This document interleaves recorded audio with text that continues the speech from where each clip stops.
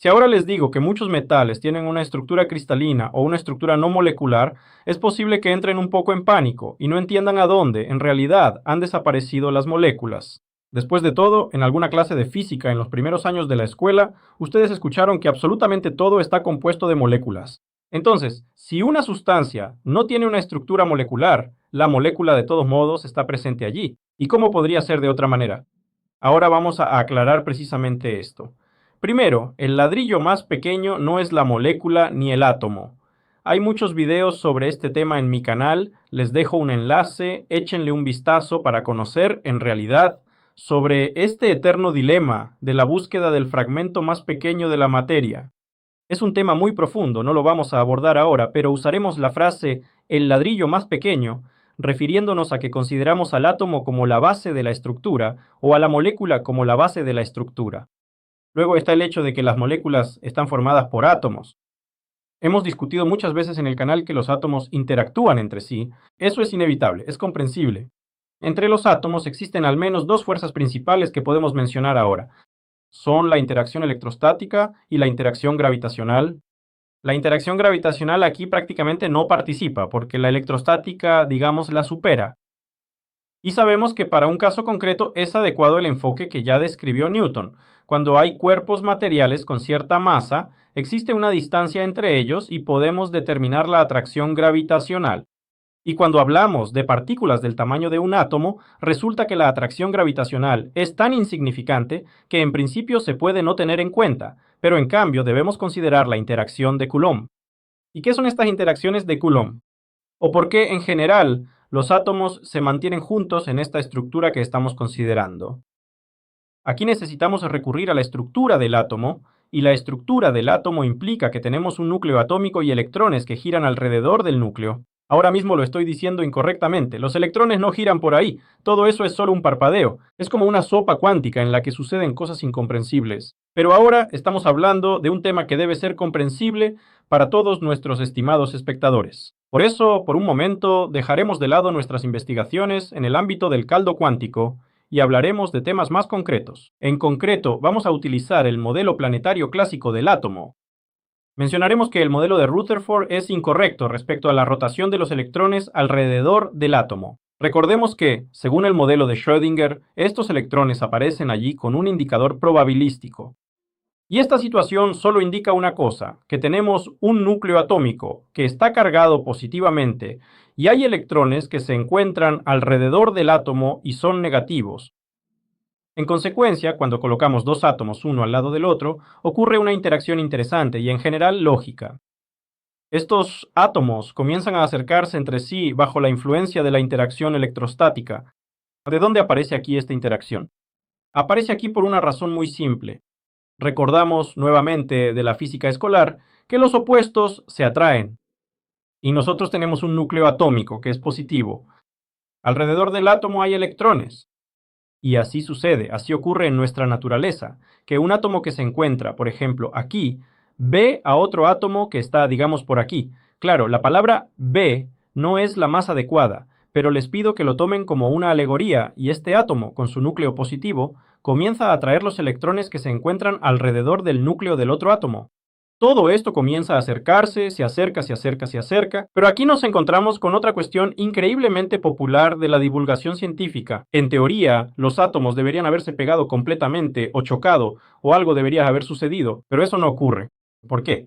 Porque, de nuevo, la culpa es de Coulomb. ¿Y qué hizo él de malo? Pues él también dijo que los opuestos no solo se atraen, sino que las cargas del mismo signo además se repelen. Así, dos núcleos atómicos con sus capas electrónicas terminan estando muy cerca el uno del otro, y sus electrones empiezan a repelerse mutuamente. Como resultado de esto vemos el esquema popular que he mostrado muchas veces tanto aquí como en el canal de Telegram del proyecto. Por cierto, es imprescindible suscribirse a él, hay una cantidad increíble de cosas interesantes allí. Y este esquema nos dice que los átomos quedan suspendidos a cierta distancia unos de otros, en una posición de equilibrio. Esta posición de equilibrio implica que el núcleo del átomo ha atraído a estos electrones. Los átomos se acercaron entre sí, pero las capas electrónicas de ambos átomos hicieron que todo esto se repeliera mutuamente. Se logró un cierto, iba a decir la palabra inestable, pero no, un equilibrio bastante estable y bueno. Este buen equilibrio implica que nosotros podemos ver cualquier objeto que tengamos. Aquí tienen, por ejemplo, un objeto que existe, está compuesto de átomos y moléculas. Y por cierto, justamente hoy publiqué en el canal de Telegram imágenes de un microscopio de fuerza atómica. Y ahí comenzó una discusión sobre cuándo dejarán de escribir en los libros de texto acerca de las redes cristalinas, cuándo reescribirán los libros de física. Amigos míos, están muy equivocados, porque cuando hablamos de estos temas intentamos abordar algunas investigaciones teóricas profundas. Pero cuando se trata de lo que está descrito en los libros de texto de física, es un modelo práctico sumamente aproximado. Es el modelo según el cual funciona toda la mecánica. Y, sinceramente, no me gustaría que en lo que respecta a este tipo de objetos y temas, cambiáramos de alguna manera las descripciones de su estructura. Toda la ciencia de materiales, toda la física de materiales, todo lo que podemos hacer con los materiales, se basa en estas ideas. Y pueden pensar que los defiendo a propósito. No, de ninguna manera. Simplemente sé, por ejemplo, cómo se realiza el temple del acero. Sé cómo se aplica la pintura a una muestra determinada. Conozco muchos procesos que encajan perfectamente en este modelo y lo más importante, se explican gracias a él. Sabiendo este modelo, podemos mejorar ese proceso. No significa esto que el modelo no es tan malo después de todo, pero sí, estoy de acuerdo con los respetados comentaristas que señalan la inconsistencia de este modelo en muchos casos. Bien, nos hemos desviado un poco, volvamos a nuestra pregunta principal. Y así obtenemos el efecto de que los átomos se acercaron entre sí, se atrajeron, pero no se unieron completamente. Y aquí debemos decir unas palabras sobre el enlace químico. El enlace químico es en realidad un tema muy amplio, pero en esencia describe cómo dos elementos de una estructura, en nuestro caso dos átomos, terminan estando uno junto al otro. No existen muchos tipos de enlaces químicos. En realidad no quisiera profundizar demasiado en este tema ahora porque podríamos perdernos en él. ¿Y puede el enlace químico ser diferente? Y todo lo que acabamos de discutir, en general, nos lleva a la conclusión de que los enlaces químicos pueden ser diferentes. Y sacamos esta conclusión con confianza, porque los enlaces químicos realmente son diferentes, difieren en diversos parámetros. Por ejemplo, existe el enlace metálico, donde se superponen las capas electrónicas de diferentes átomos. Podríamos profundizar en esta cuestión, pero la dejaremos de lado. Recordemos que el enlace metálico se da en muchos metales, pero no en todos. Este tipo de enlace explica precisamente la existencia de átomos de metal uno junto al otro, y existen otros tipos de enlace que en realidad funcionan de manera diferente. Por ejemplo, el enlace covalente, que implica intersecciones un poco diferentes. Ahora les mostraré un esquema para que recuerden este curso escolar. Nuevamente no vamos a profundizar en esto. Una vez más, es importante recordar que existen diferentes tipos de enlaces. Los enlaces químicos son distintos. Y si los enlaces químicos son diferentes, eso implica que los átomos de los que hablamos pueden cruzarse, interactuar o mantenerse juntos mediante estos distintos enlaces químicos. ¿Y de qué depende el propio enlace químico? Exactamente de la estructura del átomo. Y también tenemos diferentes tipos de átomos. Como mínimo, podemos decir que los átomos tienen diferente cantidad de electrones en la capa externa y diferente carga nuclear. Los átomos tienen diferentes radios atómicos y se pueden enumerar muchos otros parámetros aquí. Y así, cuando se encuentran diferentes átomos, se comportan de distintas maneras. De la misma manera, cuando se encuentran átomos iguales, también pueden comportarse de diferentes formas. ¿Y de qué depende todo esto? Y ahora pasamos a las moléculas, así que voy a hacer un pequeño énfasis en qué es exactamente una molécula, para qué sirve y, como se suele decir, con qué se come. Y luego volveremos a las cuestiones de los enlaces y a los factores que influyen en el tipo de formación de ese enlace. Entonces, la molécula, esa temida molécula, ¿para qué la necesitamos? La molécula es otro elemento que se forma a partir de un átomo. En algunos casos, los átomos interactúan directamente entre sí y su unión forma un material concreto que estudiamos. En algunos casos, los átomos se cruzan de tal manera que forman una estructura intermedia, pero una estructura característica. ¿Y esa estructura característica también se repetirá de un caso a otro? En cada nueva muestra estará la misma estructura. Y ahora recordemos aquellos comentarios que discutimos al principio. Cuando una persona dice que la molécula también está compuesta de átomos, tiene absolutamente razón. Pero hay que entender que, aún así, la estructura molecular implica la presencia de un tipo especial de esos mismos pequeños ladrillos que mencionamos constantemente. O, dicho científicamente, en algunos casos, los átomos se unen en estructuras espaciales complejas que se llaman moléculas. Esta molécula es un cierto patrón que consiste en átomos unidos en una cantidad determinada de una manera específica y que se repiten de forma regular o irregular, dependiendo del tipo de sustancia, en todo el volumen del material que estudiamos, en todo el volumen de la sustancia que nos interesa. ¿Y cómo podemos imaginar esto? Siempre doy un ejemplo sencillo. Este ejemplo aquí es el correcto. No estamos discutiendo propiedades cuánticas, no estamos hablando de estructuras profundas y complejas del átomo, no estamos hablando del nivel en el que la mecánica todavía funciona, y mientras la mecánica funcione, imaginamos un muro de ladrillos. Un muro de ladrillos está hecho de ladrillos. Y ahora imagina que tienes dos opciones para construir un muro de ladrillos. Una opción implica que tomas los ladrillos y los colocas uno sobre otro. Es un solo ladrillo de un tamaño determinado. Tenemos otra opción. Podemos juntar estos ladrillos en algunos módulos, en algunos bloques, y unir esos bloques. Por ejemplo, tomar 5 ladrillos, unirlos de alguna manera, no importa cómo, y guardar ese bloque, hacer una decena de esos bloques. Luego tomamos esos bloques y construimos una pared con ellos. Tendremos una pared, pero la celda elemental de esa pared se verá como 5 ladrillos unidos entre sí. Y ese es el ejemplo. Los ladrillos son los átomos. Cuando construimos con ladrillos, no obtenemos una estructura molecular, es decir, una red atómica. Es cierto que no siempre es una red, ese es un matiz importante, pero en realidad, para un video educativo general, eso no es esencial. Y cuando hablamos de estructura molecular, estos átomos ya están unidos por ladrillos, ya están conectados de alguna manera, me equivoqué, discúlpenme, y estas uniones permiten construir una estructura determinada.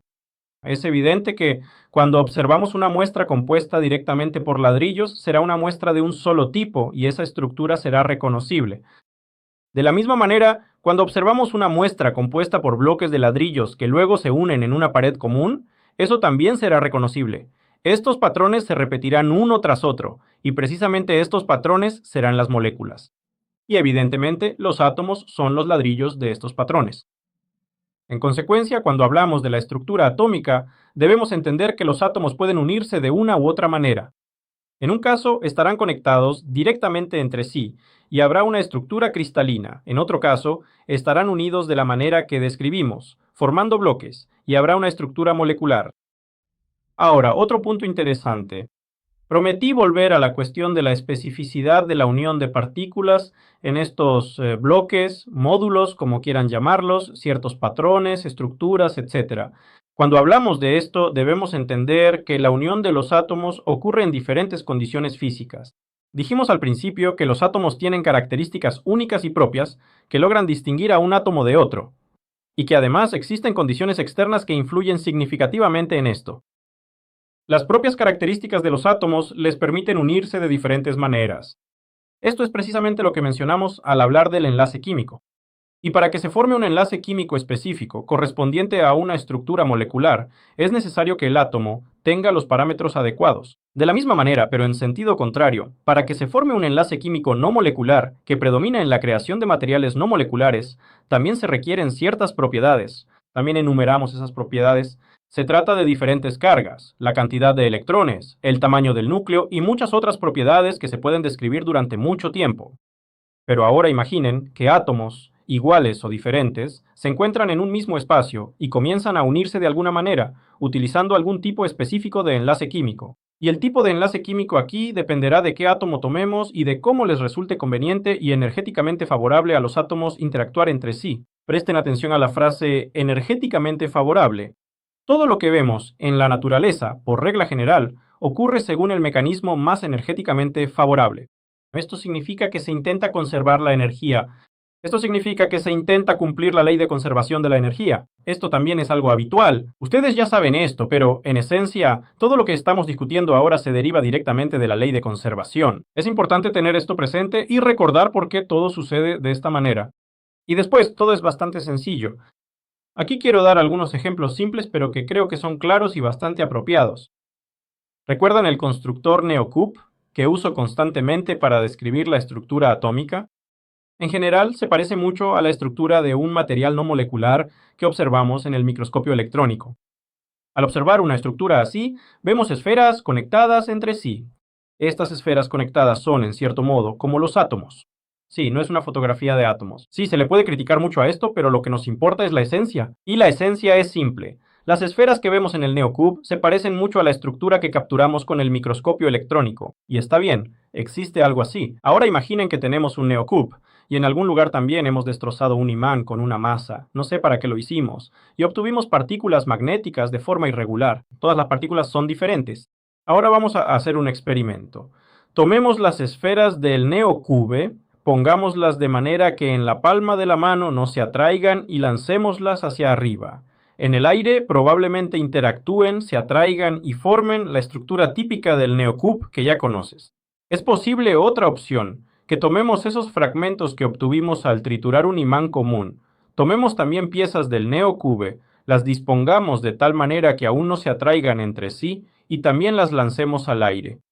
Pero al final no obtendremos una estructura de equilibrio ideal, sino una estructura algo extraña, compuesta, propiamente dicho, por estas bolitas que en el NeoCube ilustran los átomos, y por fragmentos que ilustran átomos de otro tipo, por ejemplo, átomos con un radio atómico diferente, con otra carga, con otra energía superficial. No sé cuánto espacio utiliza la energía superficial, bueno, con otra superficie y que se unen de otra manera. Seguramente notarás que en el aire se forma una figura irregular. Y cuando obtenemos una buena estructura de equilibrio, todo nos sale bonito con el NeoCube. Pero lo que obtenemos es una bolita cubierta de estos erizos hechos de fragmentos, resulta ser algo extraño e incomprensible. Y ahora, si tomamos estos erizos que se unieron en el aire, eso será de hecho una molécula. Si tomamos átomos que se unieron de esta manera, como con el NeoCube, eso será una estructura atómica o una estructura no molecular. No hay que pensar que una estructura molecular siempre implica construcciones irregulares. Las estructuras, en realidad, tienen una precisión muy alta. Todas las desorientaciones en la disposición de los átomos se miden literalmente en décimas de grado. Esto es algo bastante común para quienes estudian la estructura de los materiales. Pero por lo general, una molécula tiene una forma extraña y compleja. Eso es normal. Y no hay que pensar que necesariamente los átomos van a parecer erizos, estos átomos no estándar que van a tener una forma incorrecta. Todas esas formas son correctas, la cuestión es el equilibrio de fuerzas. ¿Y para qué traemos todo este ejemplo? Para entender que, además de ciertas interacciones que ilustran el enlace químico, también tenemos la posibilidad de influir externamente. Cuando lanzamos esas mismas bolitas o fragmentos de imán o algo en la mano, puede soplar un viento fuerte. Es poco probable, pero puede suceder. Si eso ocurre, entonces las partículas ya se desplazan, las partículas se mueven y se unen de una manera diferente a como lo harían en un vacío ideal. Puede haber alguna influencia externa, por ejemplo, un campo magnético externo fuerte que repela esas bolitas. En ese caso, las partículas volverán a unirse de otra manera. Y todo esto lo menciono como ejemplo para que vean que las condiciones externas influyen en la formación de estructuras. Y además, como dijimos, existe un beneficio energético y cada vez analizamos qué es más fácil hacer: unir las bolitas y no experimentar ninguna influencia externa, no ver otros átomos, etc., o unir todo en forma de una molécula de alguna forma extraña, parecida a un caballo, a un elefante saltarín, o a cualquier otra cosa. Y si esto ocurrió de esa manera, debemos entender que influyeron ciertas condiciones. Ahí, por regla general, naturalmente, las estructuras de equilibrio se forman en condiciones ideales. Si recuerdan cómo funcionan los monocristales, cómo se obtienen los monocristales, les recuerdo que un monocristal es un material prácticamente sin defectos. Entonces allí existen requisitos de laboratorio muy complejos y problemáticos para llevar a cabo este tipo de experimento. Por lo general, el crecimiento de monocristales es un proceso difícil, largo y tedioso. Y así, al final obtenemos, propiamente dicho, un material en el que no existen límites de grano. Este es uno de los ejemplos más simples de un monocristal. Y para que esto sea posible se necesitan condiciones adecuadas. Los átomos que usamos para esto se unen de manera predecible, pero en la naturaleza todo sucede de una manera incomprensible. Y así, cuando hablamos de moléculas, de alguna manera en algún momento se unieron, formaron ese extraño ladrillo y empezaron a moverse, volar y hacer muchas cosas interesantes, unirse, construir a partir de estos bloques algo parecido a algo más, y así sucesivamente. De hecho, sobre las moléculas ya hablaba Pierre Gassendi. Aquí tenemos a un científico que intentó, de hecho, comprender esta cuestión, y fue el primero en proponer la existencia de moléculas, explicando específicamente que existen ciertos objetos que se agrupan de forma natural y de esa manera determinan las propiedades. Curiosamente, esta idea pareció ser solo una hipótesis mucho tiempo. ¿Quién resolvió finalmente el dilema de las moléculas? Fue Einstein. Al inicio de su carrera, Einstein se dedicó al estudio del movimiento browniano, Buscó su descripción matemática y demostró que las moléculas realmente existen.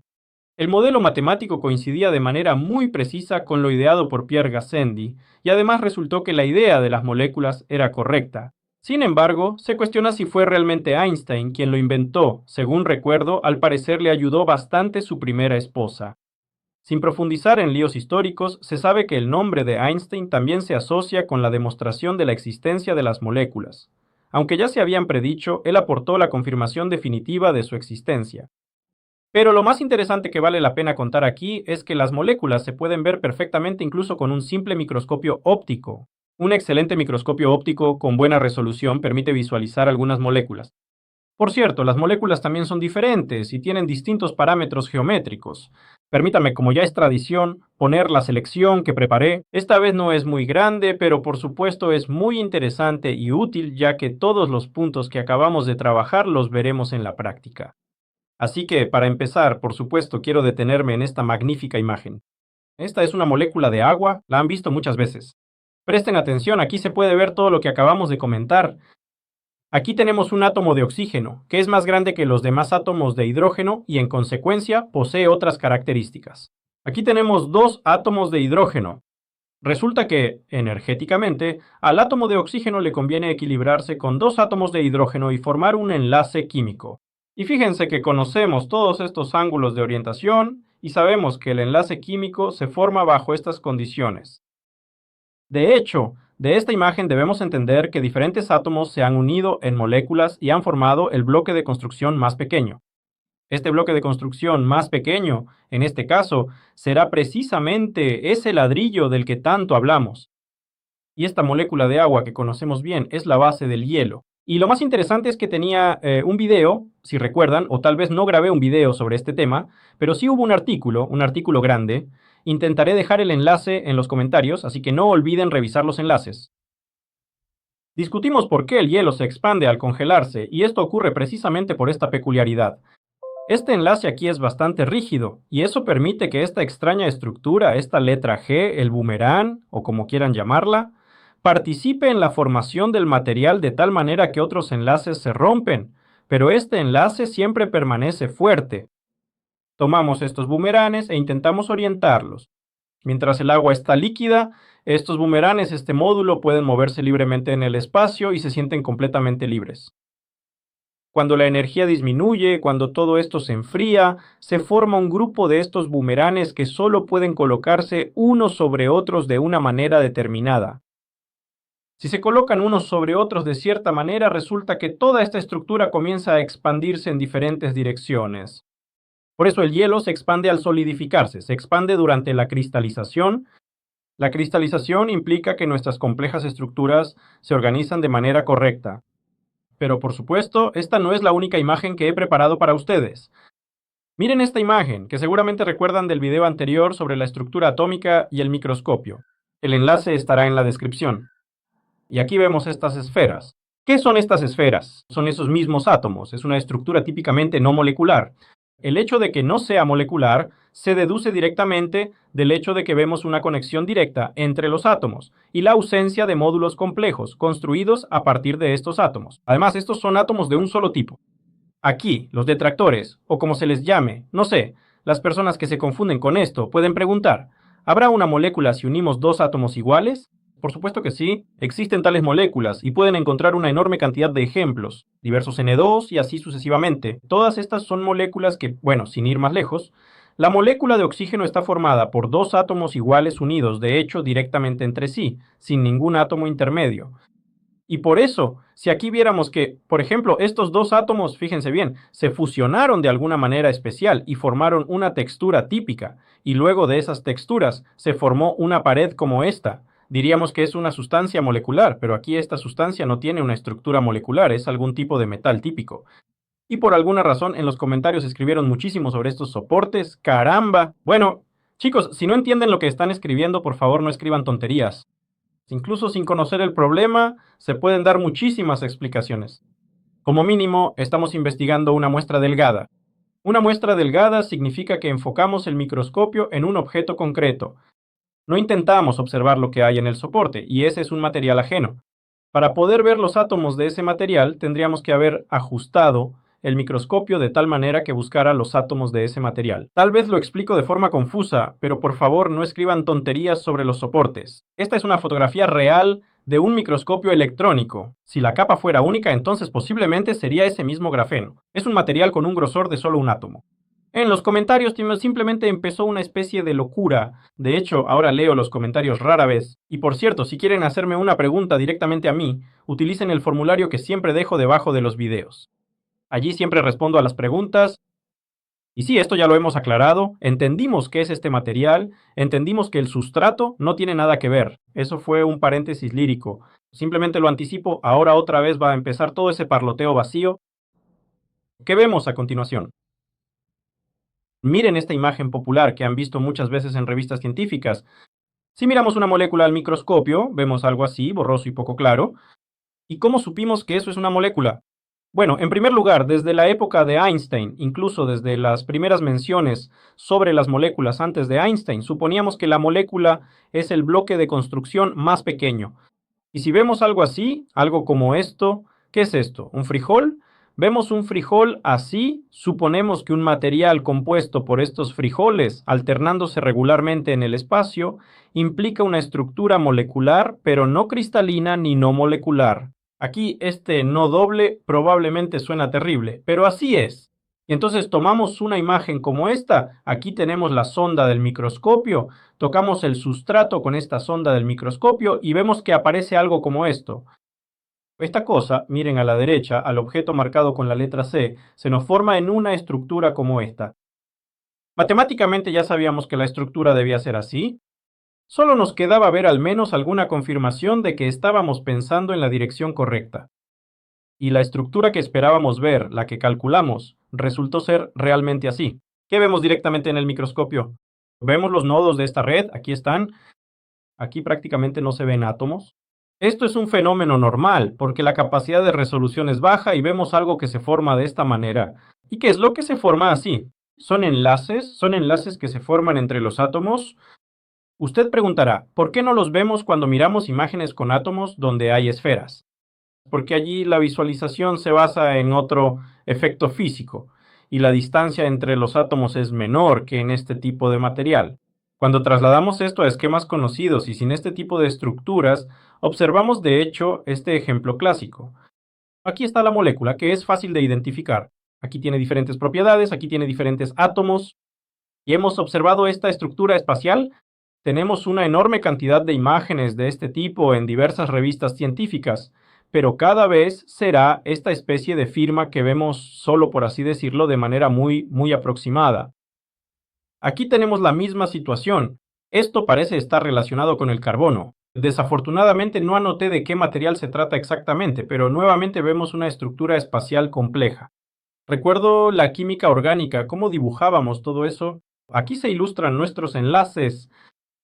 Y así podemos decir que este tipo de figura ilustra una molécula de un compuesto orgánico en el futuro.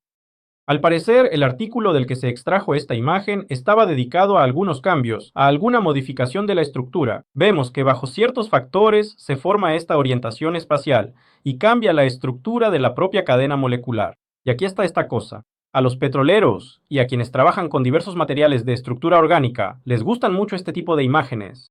Todas son así. He trabajado poco con compuestos orgánicos, sé poco de ellos, así que no diré nada sobre este material para no confundiros, pero estoy convencido de que los especialistas en orgánica aquí lo entenderán perfectamente. ¿Dónde vemos estos materiales orgánicos? El aceite de motor, por lo general, es orgánico, eso que llamamos sintético. Implica que el material ha sido sintetizado a partir de un compuesto de alto peso molecular. Un compuesto de alto peso molecular es petróleo, pero de este pobre petróleo se hace de todo, utilizando precisamente este tipo de ingenios, aprovechando la capacidad de las moléculas para cambiar y modificar sus propiedades junto con ello. Cuando tomamos un compuesto complejo, podemos encontrar en él una enorme cantidad de estas moléculas y, en consecuencia, obtener una gran variedad de nuevos tipos de moléculas. Al combinar estas moléculas en un conjunto, obtenemos nuevas propiedades. Pero en realidad lo más interesante es que ahora lo hemos contado todo de manera tan bonita, lo hemos explicado tan bien. En la práctica, obtener un nuevo compuesto, o algo como la polimerización, o cualquier cosa de este tipo típicamente orgánica, se ve así. Se echa algo en una olla, se cocina al fuego y se obtiene un nuevo material. Bueno, si lo recuerdan, así fue como sucedió. Si recuerdan cómo apareció el caucho, cómo...